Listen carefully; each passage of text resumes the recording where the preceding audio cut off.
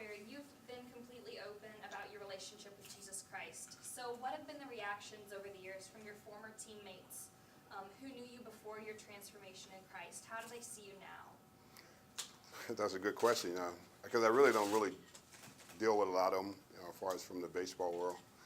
I think a lot of them know that I've really changed, and I really don't talk the same kind of language that I used to talk. And a lot of them was question my change from where I used to be and where I'm at today, and they kind of just wanted to see how long it was going to play out.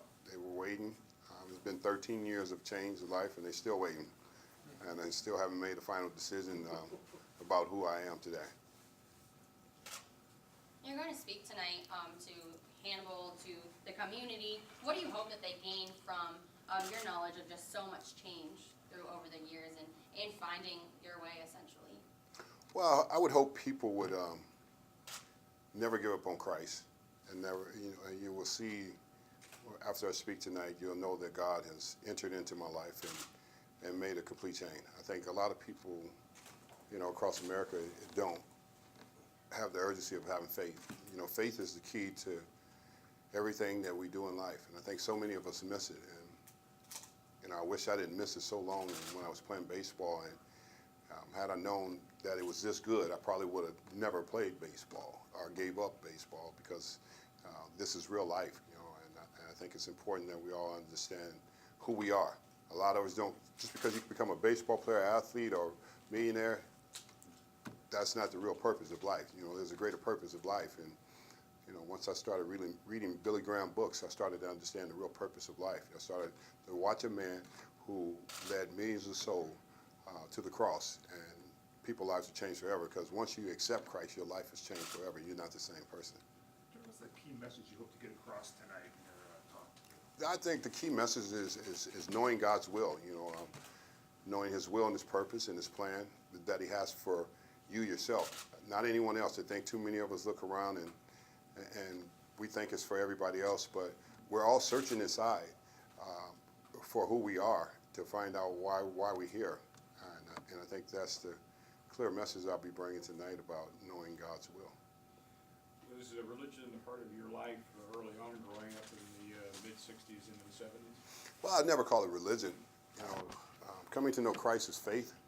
I think too many people put a stigma on religion and what religion is, and that's the law. Having faith is not the law. I don't have, I have faith. It's been a major part of my mom's life. My mom was a faithful woman before she went home to be with the Lord.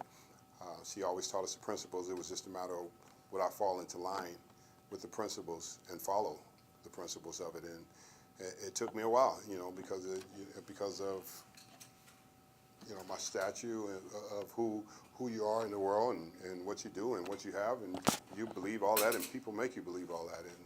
And when you come to the place of finding yourself and don't have to believe that no more, then you know you're in the right place. Mr. Strawberry, you've started some centers to help those that are facing addictions. How many are you operating now?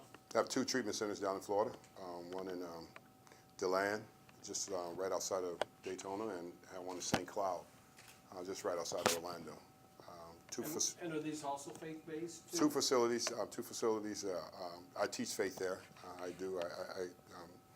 I'm the 12 Steps Recovery Program too. I don't, want to deny that, because everybody's not going to accept the fact, where they at in their faith right at that time when they're trying to come into treatment and get well. And just across America, I just been selected, for the next 3 years, appointed for the Joint Committee, Substance Abuse, Mental Health for the White House. So it's a big, it's a big step, to talk about a new way of recovery. They asked me, could I bring a new perspective, a new way of recovery that could help so many people, because we have so many young people that are losing their life through heroin addiction and opiate addiction. So it's a challenge, what we deal with across America. So it's about helping people. Mr. Strawberry, a lot of families obviously are the ones that are dealing with a family member that has some kind of addiction. What would you like to tell them about trying to help those people? Because sometimes it can be a hard subject for them to try to touch on. Yeah, it's a very hard subject. I think the stigma is about shame, and we got to get past the shame. We got to get past the shame, and we got to get past being silent. 'Cause so many people are dying because of people not saying anything, and people don't have to die because they can get help, they can get well, they can be restored. I'm just a prime example. Why am I here? I had drug addiction. I've been in prison. I lost my left kidney, had cancer twice. So God does have a plan, and we all have to understand that, his plan is greater than the projection of man's plan, and if we don't give up on people and we try to lead them and encourage them, you have to tolerate them all the time. It's hard, when you have family members, but we don't give up on people. God never gives up on nobody. And we as people, we got to stop giving up on people. And just kind of going off of that, I mean, obviously, as you've talked about, God and Jesus Christ helped you find your way and do this, but outside of that, who was, I guess, the biggest voice that kind of started pushing you towards that? Maybe for other people to find inspiration to kind of find their path as well. Well, my wife, my wife Tracy, she was the one that was the person that God used to lead me back to where my life was supposed to be from the beginning. Not baseball.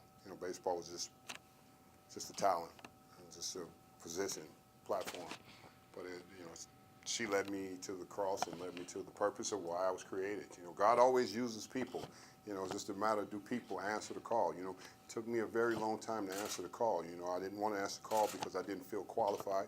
I didn't feel like I had an education to go and be a minister of the gospel and preach. And God doesn't care. He calls you from right where he calls you, and he transformed you into the person that he wants you to be. And that's what happened, and she saw that in my life, and she believed that in my life, and I've been changed and transformed forever since, me and her got together. We spent the last, I think, 11, 12 years down here in St. Louis and growing together and been in ministry for a long time. And, she's an associate pastor, and I'm an evangelist. I go preach all over the world. And it's just incredible what God will do when we finally answer the call.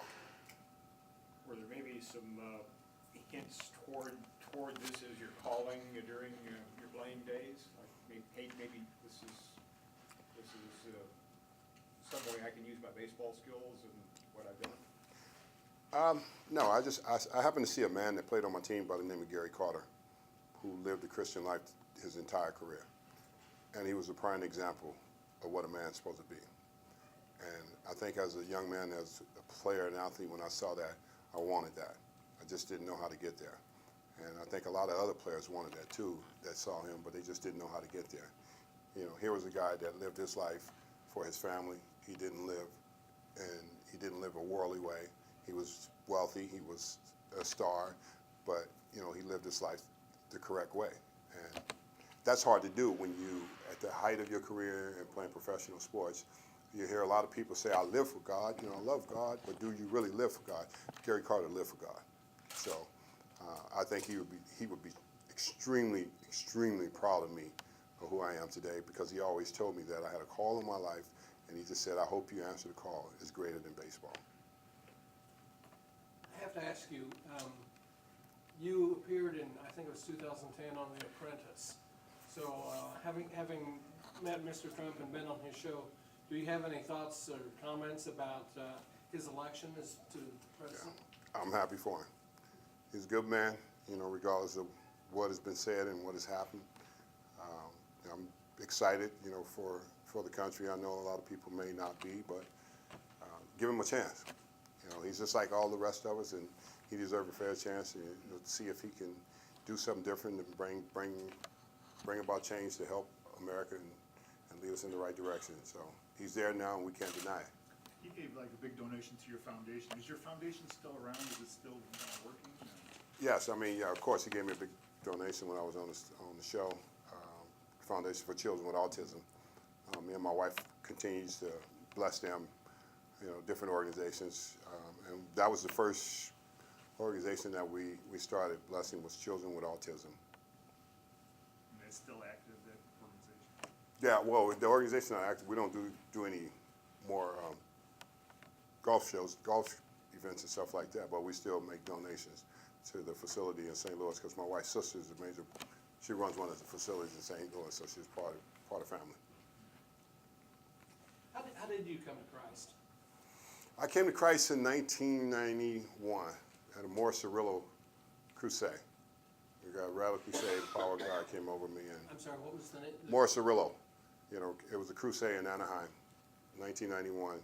I came to Christ then, and I just signed a $20 million contract, and I was miserable. And my first wife, uncle, led me to the crusade, and I got saved.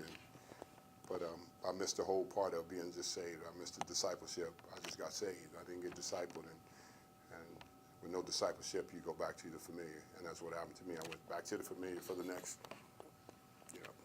15 years of my life. It was real hell.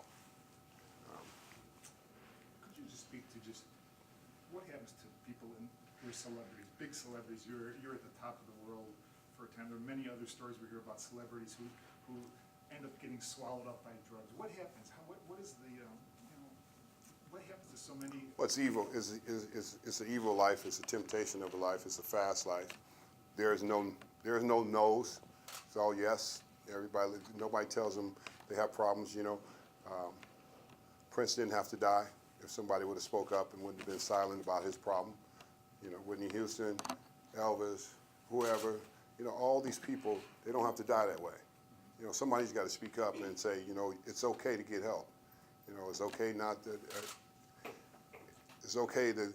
You look at celebrities, and I think what most people don't understand about them is they think they have everything because they have success, money, and they live behind community gates, and nobody can reach them. But really, deep down inside, they're like very empty people, very hurting people, living a toxic life, and we try to fill our toxic life with stuff, and stuff is just stuff.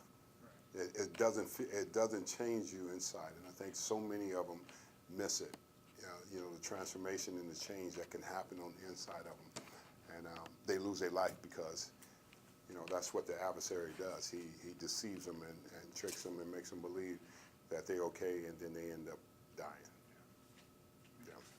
We have time for maybe one more, in case you guys have any other questions. I do. Mr. Strawberry, you have excelled in a lot of different areas of life.